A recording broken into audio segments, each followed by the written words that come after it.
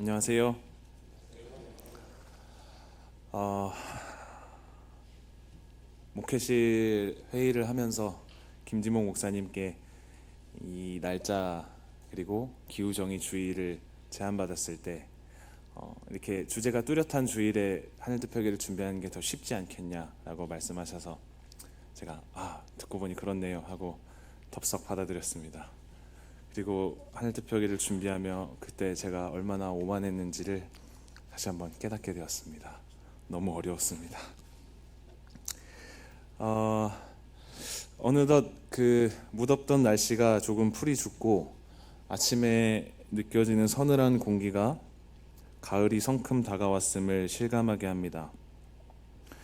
저는 이렇게 날이 선선한 날에는 자전거를 타면서 음악을 듣는 것을 좋아합니다. 이번 주에는 저는 자우림이라는 밴드의 노래를 들었습니다. 자우림의 2021년이 발매한 영원한 사랑이라는 앨범이 있습니다. 이 앨범에는 세상의 모든 것들이 쓰러져 가고 때로는 파멸과 죽음이 우리를 갈라놓는다고 해도 사랑만은 영원히 남을 것이다 라는 메시지를 담고 있습니다.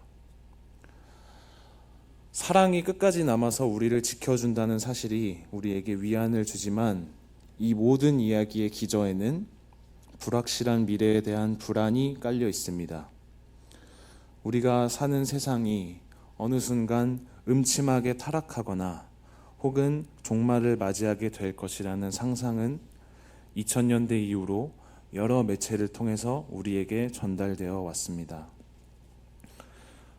프랑스의 소설가 베르나르 베르베르는 그의 책 파라다이스 2권에서 재밌는 상상을 펼칩니다. 대기업의 자본력이 국가의 수준을 훨씬 뛰어넘은 세상이 도래해서 기존 국가의 역할이 해체되고 전 세계적으로 기업 국가 체제가 된다는 이야기입니다. 책에서는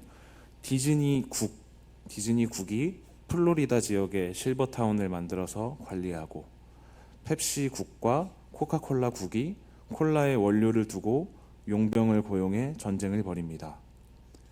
애플국과 마이크로소프트국은 다른 행성을 우선 점거하기 위해 대규모 우주 함대를 만들어 우주 전쟁을 하기도 합니다. 책에서 자세히 다뤄지진 않았지만 아마 우리나라 사람들 대부분은 아마 삼성국 사람이 아니었을까 생각합니다.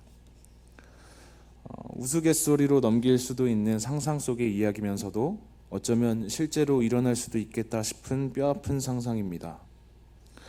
앞으로 우리가 어떤 세계를 살아가게 될지 정확히는 모르겠으나 이 자본주의 체제가 커다란 변화를 만들지 못한다면 어떤 방식으로든 암울한 미래가 펼쳐지리라는 것은 확실해 보입니다.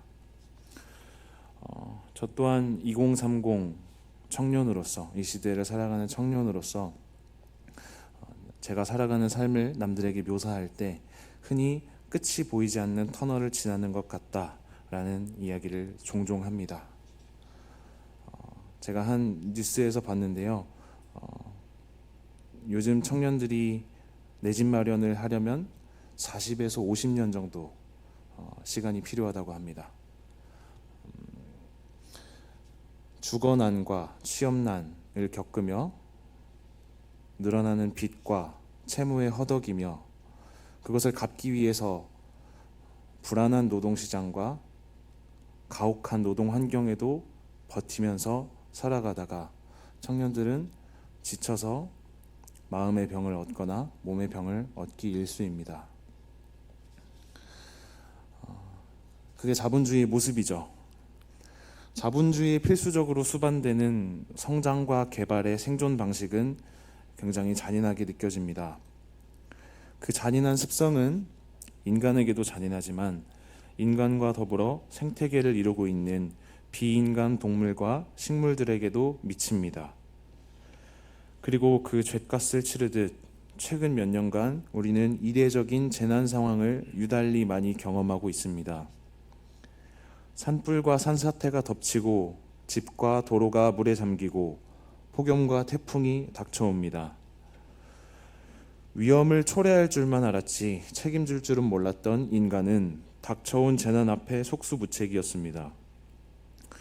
인간의 탐욕으로 빚어진 재난 상황은 제1성서 출애굽기에 등장하는 이집트의 정치 현실과 겹쳐 보입니다. 파라오는 하나님이 인간에게 맡긴 창조 세계에 대한 돌봄의 의무와 소명을 의도적으로 무시합니다. 이집트의 정치 환경은 곧장 파라오의 욕망에 따라 재편되었습니다. 강제 노동과 인권 유린 위에 기반을 둔 파라오의 도시 계획 프로젝트는 차질 없이 진행됩니다. 일종의 산업사회를 꾸리려는 파라오의 폭주가 얼마나 많은 사람의 고혈을 쥐어짰는지 모르겠습니다. 그런데 그때 마치 파라오의 폭력을 드러내듯 나일강이 피로 뒤덮입니다. 피비린내가 진동하는 음산한 분위기 속에서 여태 겪어보지 못한 이례적인 자연재해와 전염병이 수차례 이집트를 강타합니다. 결국 생명이 눈앞에서 쓰러지는 것을 보고 나서야 파라오는 그의 고집을 잠시 꺾습니다. 이 유명한 성서의 이야기가 우리가 오늘날 겪는 일과 이토록 닮았다는 사실이 두렵게 느껴집니다. 파라오에게는 재앙을 돌이킬 기회와 시간이 주어져 있었습니다. 하지만 그는 그렇게 하지 않았습니다. 마찬가지로 우리에게도 그런 기회가 주어져 있습니다. 기후변화에 관한 정부 간 협의체인 IPCC는 연구 보고서를 통해 전 인류에게 강력한 경고와 협력을 촉구합니다. IPCC의 제6차 평가 보고서 중 작년 4월에 승인된 제3 실무그룹 보고서에는 그 당시로부터 30개월 안에 온실가스 배출량을 전 세계가 거의 절반 수준으로 줄이지 않으면 우리가 목표했던 1.5도씨 지구온난화 제한 목표를 달성할 기회를 놓치게 된다라고 경고했습니다. 작년 4월로부터 30개월이었으니 이제 약 1년 정도가 남은 셈입니다. 그런데 왠지 우리도 파라오처럼 주어진 기회를 놓칠 것 같은 불안함이 엄습해 옵니다. 그렇다고 누군가를 쉽게 탓할 수도 없는 노릇입니다. 누군가 명백한 악인이 한 명이 있다면 그 사람에게 시원하게 욕이라도 하고 끝낼 테지만, 그러면 참 쉽고 편하겠지만 정직하게 돌아보면 사실은 내가 바로 그 가해자인지도 모릅니다. 전선이 명확하지 않아서 복잡하고 비루한 싸움입니다. 오늘 읽은 복음서 본문에서는 잘못한 사람을 7번, 아니 7번씩 70번이라도 용서하라는 조언과 함께 예수의 비유가 등장합니다. 그 비유 속에는 너 자신도 용서받은 사람임을 기억하라 라는 핵심적인 내용이 들어 있습니다.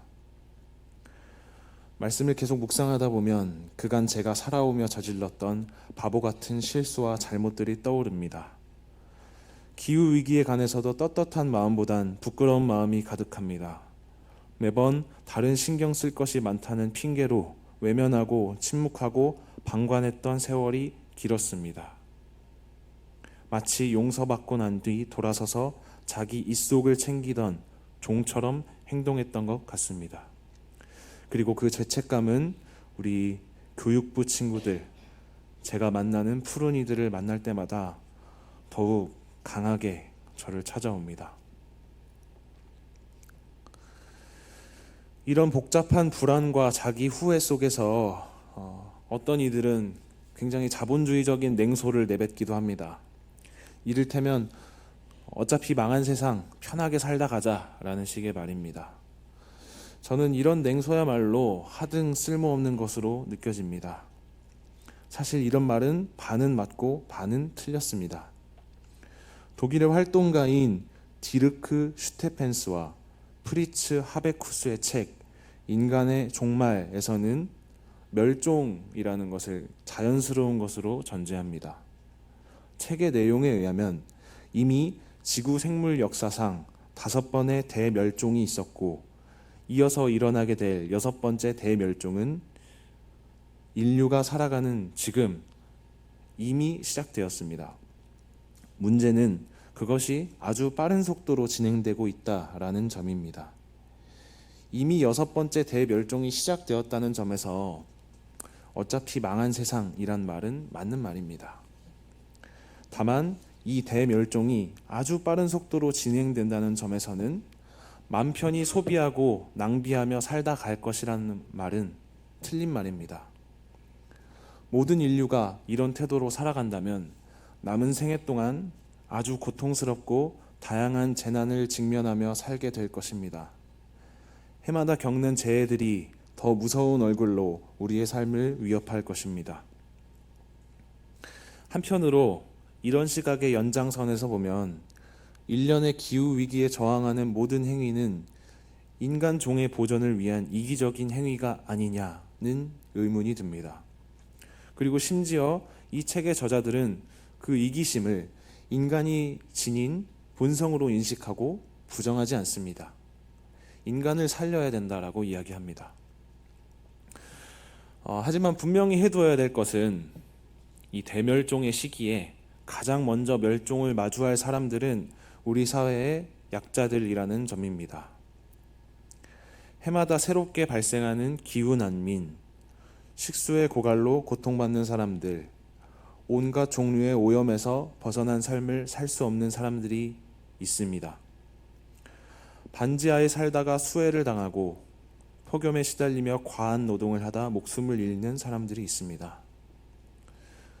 우리에겐 모든 생명과 더불어 살아갈 책임이 있습니다. 그래서 우리에게는 근본적인 삶의 전환이 필요합니다. 생명보다 돈을 우선시하는 체제가 견고하게 남아있는 한 기후위기에 대응한다는 것은 허상인지도 모르겠습니다. 우리는 그 체제로부터 탈출해야 합니다. 그러려면 아마 꽤 많은 부분이 불편해질 수도 있겠습니다. 그 불편함이라는 것이 정확히 어떤 모습으로 우리에게 나타날지는 모르겠습니다. 그런데 우리가 만약 그 불편을 실제로 마주한다면 그냥 현실의 안주에서 살고 싶은 유혹이 불쑥불쑥 찾아오게 될 만큼의 불편함이지 않을까 생각합니다. 추상적인 각오는 쉽지만 실질적인 불편 앞에서 인간의 이기심은 고개를 치켜들기 때문입니다.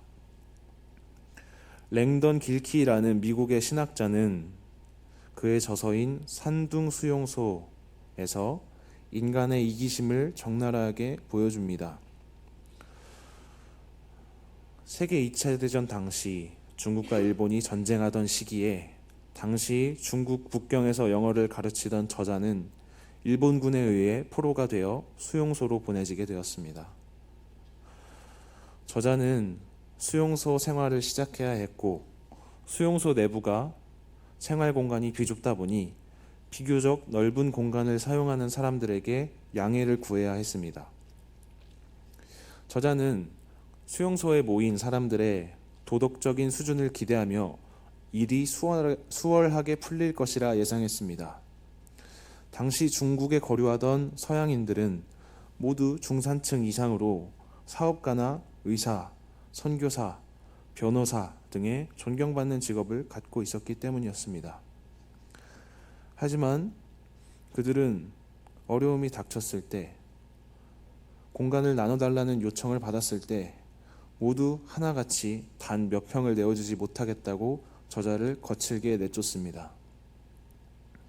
그리고 저자는 그 일을 상기하며 위기에 처한 인간에게서 그 내면에 잠재되어 있던 가장 실제적인 본성이 드러난다는 점을 씁쓸하게 서술합니다.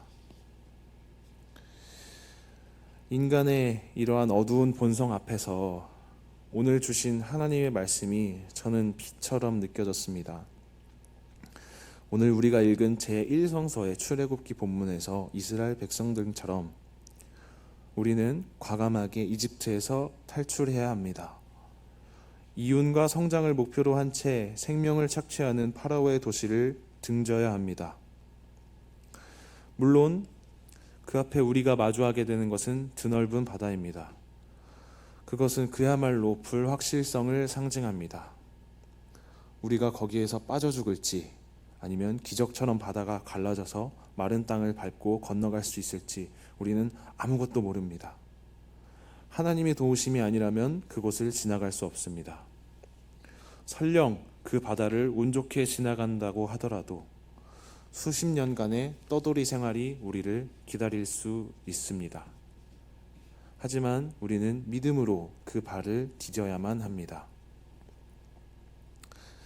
하늘뜻 펴기를 마무리하며 제가 시 한 편을 가져왔는데요. 이 시 한 편을 마치고 하늘뜻 펴기를 마치도록 하겠습니다. 시가 약간 산문시라서 좀 길 수도 있지만요. 천천히 읽어보겠습니다. 제목은 김혜자 시인의 내일의 날씨라는 시입니다. 오늘의 날씨를 알려드리겠습니다. 대부분 지역에 한파특보가 발효된 가운데 기온이 낮고 바람이 강하게 불어 매우 춥겠는데요. 오후부터 동쪽은 중국을 중심으로 폭우가 내리고 곳에 따라 사과만한 우박이 쏟아지겠습니다. 해일이 덮쳐 물바다가 된 도시로 배와 고래가 헤엄쳐 다닐 것으로 예상됩니다.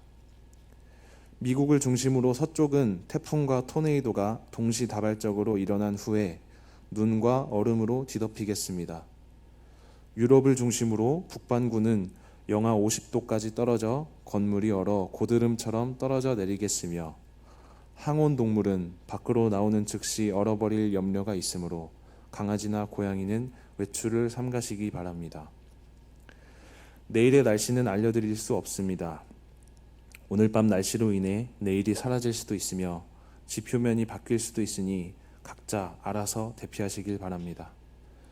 지금 건물과 아파트가 너무 많아 고민인 분은 오늘 집 없는 사람들에게 싼 값에 세를 주시고 등락폭이 높은 주식과 가상화폐 때문에 잠 못 이루는 분들은 오늘 내로 안심과 단잠 쿠폰으로 교환하시길 권유합니다. 돈을 시간과 바꿀 시간은 오늘밖에 없으니 부디 오늘 내로 시간을 구입해서 친구들과 나누고 함께 먹고 즐기시길 바라며 전기가 끊기고 통신이 두절될 수도 있으니 서둘러 사랑하는 사람에게로 가시기 바랍니다. 오늘 자정즈음이면 사지가 얼어 심장이 정지할 수도 있으니 지식과 지폐를 태우거나 서로의 가슴을 끌어안아 체온을 유지하시길 빕니다. 고맙습니다. 마지막 날씨 예보였습니다. 함께 침묵하겠습니다.